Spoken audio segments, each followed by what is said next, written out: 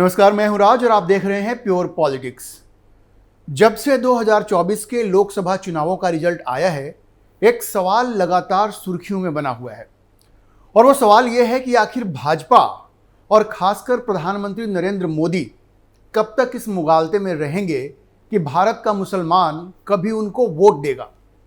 उत्तर प्रदेश में भाजपा का जो बुरा प्रदर्शन रहा है, वैसे तो उसकी कई सारी वजहें रही हैं। खुद भाजपा का आंतरिक कलह उनमें से एक प्रमुख कारण रहा है, लेकिन इन सबके अलावा एक जो महत्वपूर्ण कारण रहा वो था उत्तर प्रदेश के मुसलमानों द्वारा स्ट्रेटेजिक वोटिंग करना। एक और जहां भाजपा का जो वोट बैंक है उसका एक बड़ा वर्ग उदासीन रहा, तो वहीं दूसरी ओर मुसलमानों ने बड़ी संख्या में बाहर निकलकर वोटिंग की। और वोटिंग करने से पहले क्या किया? वोटिंग करने से पहले ये देखा कि वो कौन सा कैंडिडेट है जो भाजपा को हराने में सक्षम है और फिर उसी कैंडिडेट के पीछे अपनी पूरी ताकत लगा दी। ये थी स्ट्रेटेजिक वोटिंग, यानी वोटिंग इस तरह से करो कि कोई भी जीते लेकिन भाजपा न जीते और उस कैंडिडेट को वोट दो जो भाजपा को हराने की स्थिति में हो। अब उदाहरण के लिए नगीना का उदाहरण आप देख लीजिए। नगीना में चंद्रशेखर आज़ाद की जीत में इसकी बहुत बड़ी भूमिका रही। वहाँ समाजवादी पार्टी का भी कैंडिडेट था, लेकिन जब मुसलमानों ने देखा कि दलितों ने मन बना लिया है चंद्रशेखर को वोट करने का और वो इस पोजीशन में है कि भारतीय जनता पार्टी को हरा सके, तो वो भी चंद्रशेखर के पीछे खड़े हो गए। ऐसी सारी कॉन्स्टिट्यूएंसीज में हुआ है, कोई एक जगह नहीं हुआ है, सब जगह ऐसा हुआ है। और ये सिर्फ उत्तर प्रदेश में भी नहीं हुआ है, ये पूरे देश में ऐसा हुआ है। एक स्ट्रेटेजिक वोटिंग हुई है मुसलमानों की तरफ से भारतीय जनता पार्टी के खिलाफ, और ये वोटिंग पैटर्न पूरे देश में देखने को मिला है। अब देखिए, भारतीय जनता पार्टी एक लंबे समय से इस कोशिश में लगी है कि वो किसी तरह से मुसलमानों के बीच अपनी पैठ बना ले, थोड़ी ही सही लेकिन अपनी पैठ बना ले।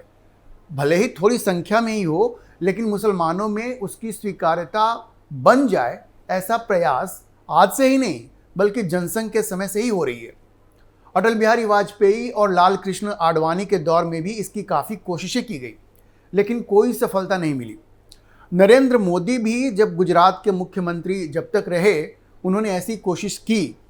इसके बावजूद कि उनके ऊपर 2002 के दंगों का आरोप लगाया जाता रहा, जो कि बाद में सुप्रीम कोर्ट ने पूरी तरह खारिज कर दिया।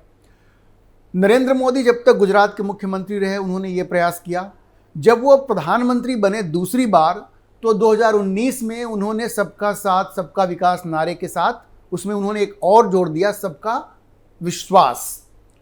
अब लोक कल्याण की जितनी भी योजनाएं मोदी सरकार ने चलाई, उनका फायदा उठाने वालों में मुसलमान सबसे आगे रहे। चाहे वो प्रधानमंत्री आवास योजना हो, उज्ज्वला योजना हो, स्वच्छता अभियान के तहत शौचालय के लिए राशि आवंटित करना हो, सब जगह मुसलमानों की हिस्सेदारी रही, क्योंकि नरेंद्र मोदी ने एक नारा बना ही दिया था, सबका साथ सबका विकास और सबका विश्वास। और ये विश्वास हासिल करने की भारतीय जनता पार्टी की सरकारों ने भरपूर कोशिश की। अगर आप नीट के रिजल्ट्स भी देखेंगे तो आप पाएंगे कि उनमें ऐसे मुस्लिम छात्र छात्राओं की संख्या काफ़ी है जो खासकर अल्पसंख्यकों के लिए बनाए गए कोचिंग संस्थानों में पढ़कर आए हैं, और उनकी फंडिंग भारत सरकार करती है। बहुत बड़ी मात्रा में धन उनको उपलब्ध कराया गया है। तो यह सब विश्वास हासिल करने के लिए तो किया गया। अब इसका मतलब क्या हुआ? इसका मतलब ये हुआ कि मोदी सरकार ने एक तो कभी भी सरकारी योजनाओं में मुसलमानों के साथ या किसी भी अल्पसंख्यक के साथ भेदभाव नहीं किया, ये जानते हुए भी कि वो उनके लिए वोट नहीं करते। और वैसे ये सही तरीका भी है। सरकार कभी भी योजनाओं में किसी तरह का पक्षपात नहीं कर सकती। सरकार उसकी भी होती है जिसने वोट दिया, लेकिन उसकी भी होती है जिसने वोट नहीं दिया। लोकतंत्र की यही खूबसूरती है। अब इतना सब कुछ करने के बाद प्रधानमंत्री मोदी को ऐसा लगता था कि शायद उनके काम के बूते मुसलमान उनको भी वोट देंगे। बहुत बड़ी संख्या में नहीं तो ठीक ठाक संख्या में जरूर देंगे। भारतीय जनता पार्टी ने पसमानदा मुसलमानों को भी रिझाने की काफ़ी कोशिश की। भारतीय जनता पार्टी ने ये कहा कि पसमानदा मुसलमान, जो लगभग 80% हैं मुसलमानों की कुल आबादी का, वो भारतीय मूल के हैं और उन्हें हम अपने साथ ले आएंगे, क्योंकि वो अपने आप को विदेशी मुस्लिम आक्रमणकारियों के साथ आइडेंटिफाई नहीं करेंगे। उधर राष्ट्रीय स्वयंसेवक संघ ने भी एक संगठन बनाया, राष्ट्रीय मुस्लिम मंच, और मुसलमानों को अपने साथ जोड़ने की कोशिश की। संघ ने कहा कि हम सबका डीएनए एक ही है, हमारे पूर्वज एक हैं, इसलिए हमें हाथ मिला लेना चाहिए, एक साथ रहना चाहिए। अब इस तरह के बहुत सारे प्रयास हुए, लेकिन उनका नतीजा क्या निकला, उनका परिणाम क्या हुआ? उत्तर प्रदेश से जो खबरें आईं उनमें बताया गया कि वैसे बूथ पर भी जहां भाजपा के अपने मुस्लिम कार्यकर्ता थे, जहां पे वोटर लिस्ट में उनका नाम था, वहां भी एक वोट भी भाजपा को नहीं मिला, भाजपा के कैंडिडेट को नहीं मिला। औरों की तो बात ही छोड़ दीजिए, जो भारतीय जनता जिस बूथ पर भाजपा के अपने कार्यकर्ता थे, मुस्लिम कार्यकर्ता थे, वहां एक वोट भी पार्टी को नहीं मिला। और राष्ट्रीय मुस्लिम मंच का किस तरह से दुरुपयोग हुआ है उसकी भी अलग अलग कहानियां हैं।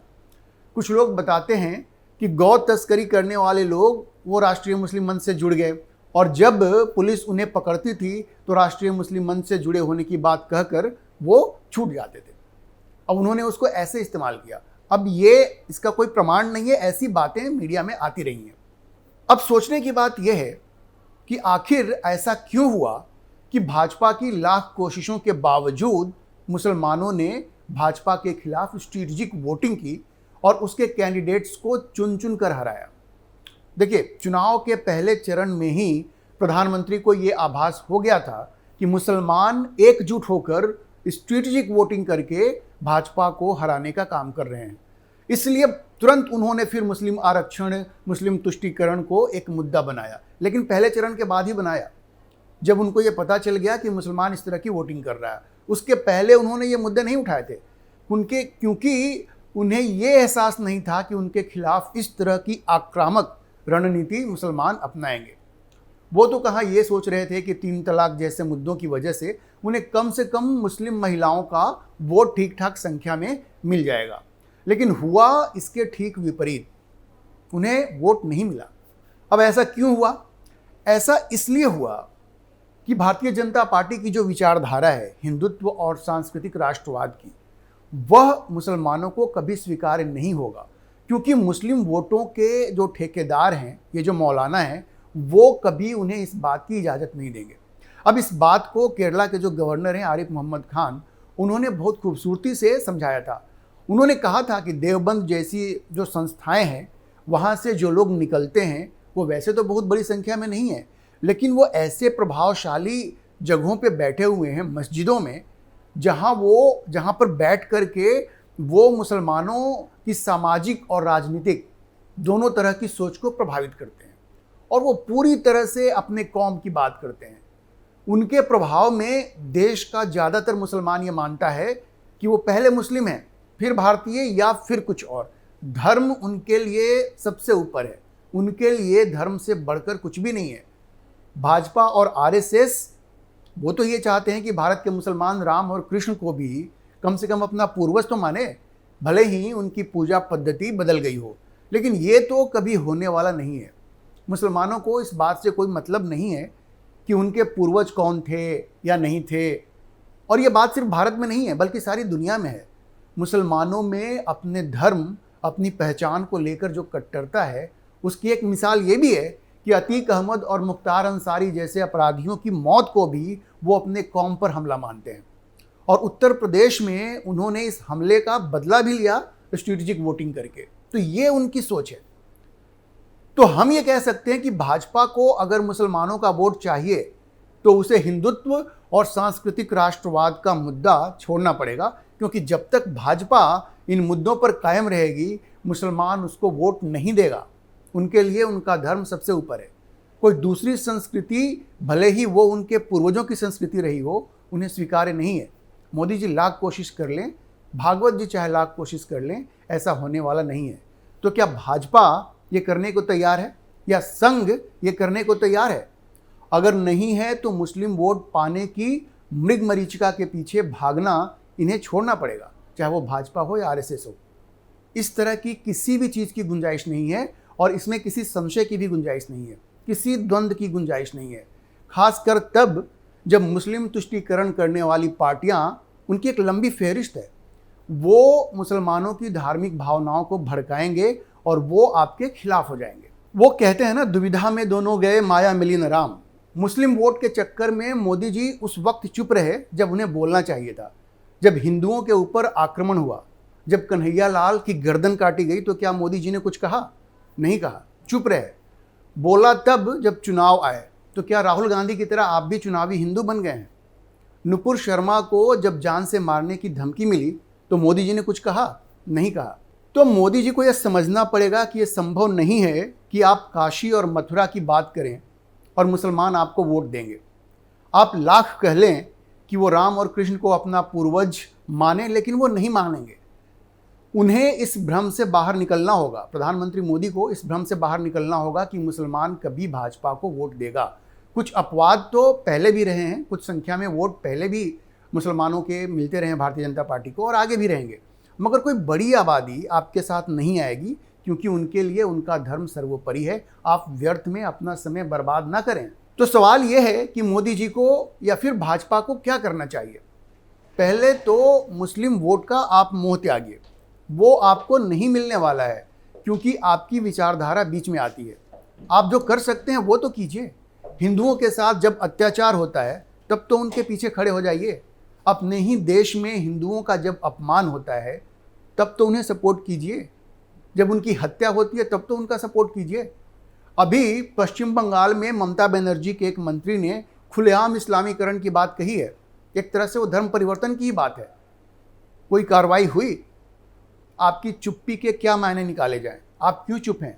वो भी तब जब इलाहाबाद हाई कोर्ट ने साफ कहा कि संविधान में अपने रिलीजन को प्रोपगेट करने की जो बात कही गई है उसका मतलब सिर्फ प्रचार करना है, धर्म परिवर्तन नहीं है। आप तो इस पर भी चुप हैं। भाई क्यों है आप चुप हैं? आप बोलिए तो मोदी जी जितनी जल्दी ये समझ लें कि मुसलमान का वोट उन्हें कभी नहीं मिलने वाला, उतना ही उनके लिए बेहतर है। मृग मरीचिका के पीछे भागने का कोई मतलब नहीं है। अगर उतनी ही ऊर्जा आप हिंदुओं को एक करने में लगाएंगे तो वही आपको मजबूती देगा। आप हिंदुत्व और सांस्कृतिक राष्ट्रवाद को छोड़ नहीं सकते और मुसलमान उसे स्वीकार नहीं कर सकता। फैसला अब आपके हाथ में है। आज के लिए इतना ही। अगर आपको ये वीडियो पसंद आया हो तो आप इसे लाइक करें, शेयर करें और चैनल को सब्सक्राइब करना ना भूलें।